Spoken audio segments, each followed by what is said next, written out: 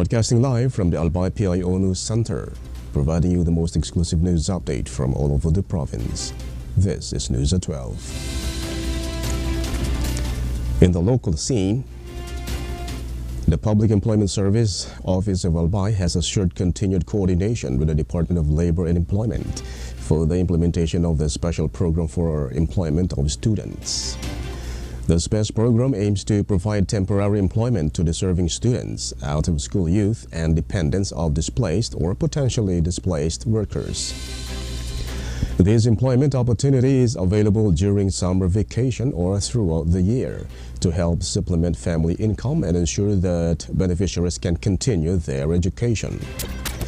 Eli Ting, manager of Albay PIO, emphasized that the provincial government of Albay, through the PESO Albay, will continue or maintain close coordination with DOLE in implementing the SPES program. PESO Albay and DOLE recently oriented 403 students from various schools on the necessary documents to be submitted, preparing them for deployment.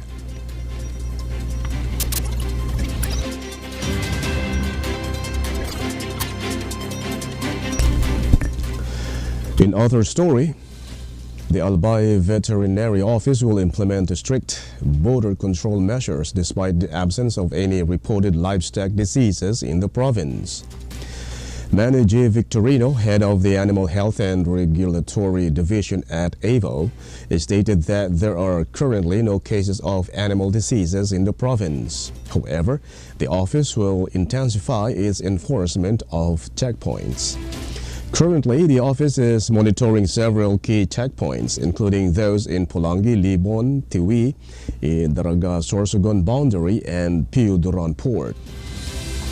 In line with this initiative, the office has recently reoriented provincial animal quarantine inspectors on the required documents at its checkpoint, particularly the veterinary health certificate and shipping permit. Additionally, the office has assured the public that it will continue its effort to ensure health safety throughout the province.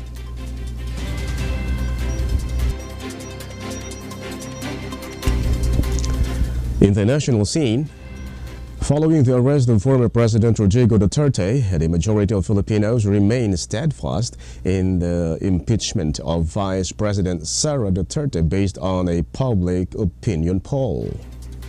A survey conducted by Tanghire from March 25 to 26 found that 83% of respondents had not changed their opinion regarding the impeachment case against the Vice President. The poll also revealed that 75% of the respondents believe that officials should face the Senate impeachment trial over allegations of plotting to assassinate President Ferdinand Marcos Jr., House Speaker Martin Romualdez, and First Lady Liza Araneta Marcos. Support for the trial is most substantial in Luzon, particularly in Metro Manila, Southern Luzon, Central Luzon, and Northern Luzon. In contrast, opposition is most pronounced in the Davao region and northern Mindanao, where 17% of respondents expressed disagreement. The survey also found that a slim majority, 51%, support for the impeachment proceedings against the Vice President Duterte as filed by Congress. 20% remain undecided and 29% are against impeachment. The most substantial support continues to come from Luzon, while resistance is concentrated in Davao and northern Mindanao, with undecided respondents primarily from the Visayas. Among the key accusations against Duterte is the alleged misuse of confidential funds allocated to the office of the Vice President and the Department of Education, both of which she oversees. Tanghire is a market research company known for its technology-driven approach to capturing Filipino sentiments, affiliated with the Marketing and Opinion Research Society of the Philippines and the Philippine Association of National Advertisers.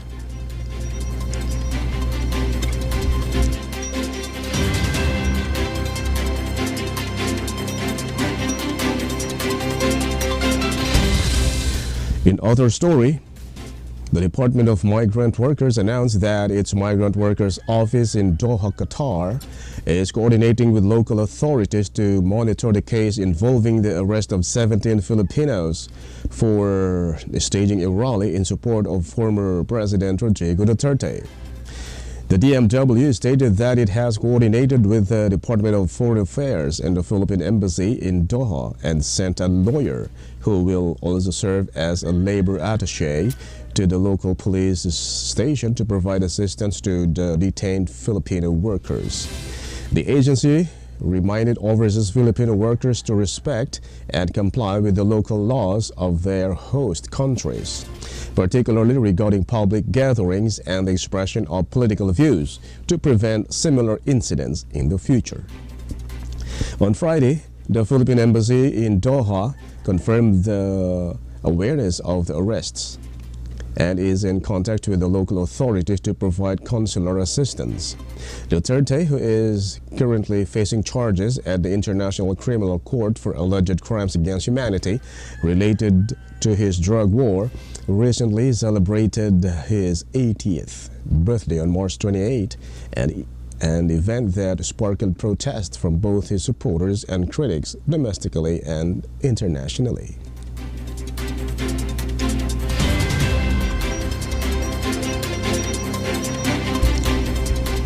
In other news, the Philippine National Police has reported 39 suspected election-related incidents nationwide as the country prepares for the midterm elections on May 12.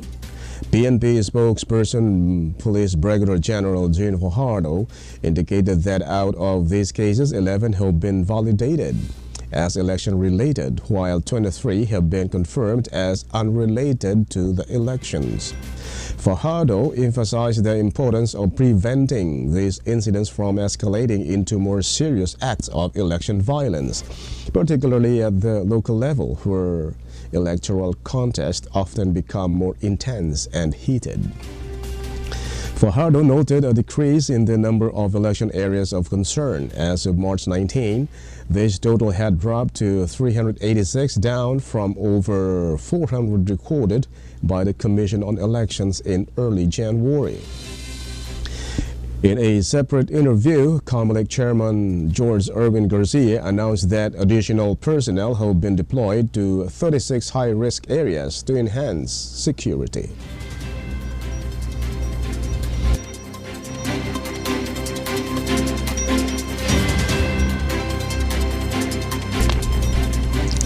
And in the news outside the country, Ukraine has accused Russia of committing a war crime during its attack on the city of Kharkiv as efforts to establish a U.S.-backed ceasefire continue to falter.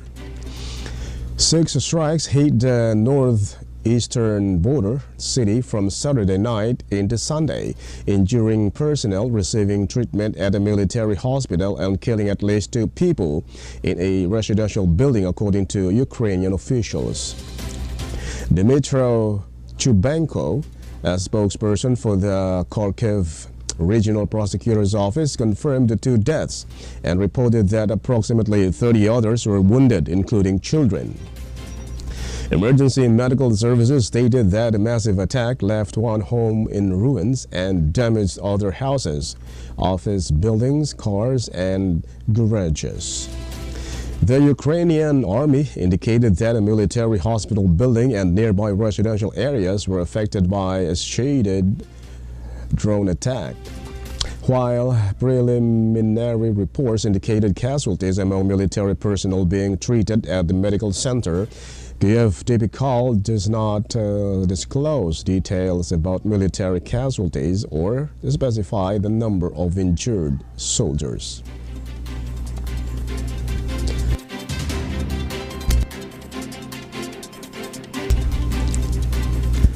And finally, in the news outside the country, Pope Francis has expressed profound concern regarding the severe wildfires in South Korea, which have been declared the worst and most extensive in the country's history.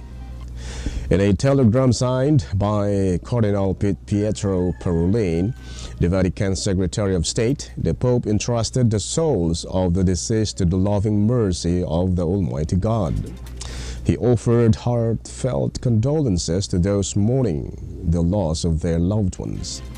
The message also included the Pope's prayers for those who have been injured, as well as support for the relief efforts of firefighters and other emergency personnel.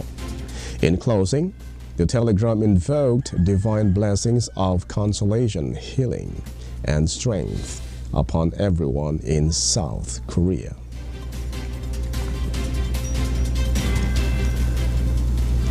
And that's all for the news at 12, March 31, 2025. We'll be back tomorrow or the next day. Tomorrow will be holiday, right? Yeah. And thanks to our news writer Albay PIO and Dan Rokyon. And on the technical side, Tad Bobis. Of course, our Provincial Information Officer Mary Luduque Castillo.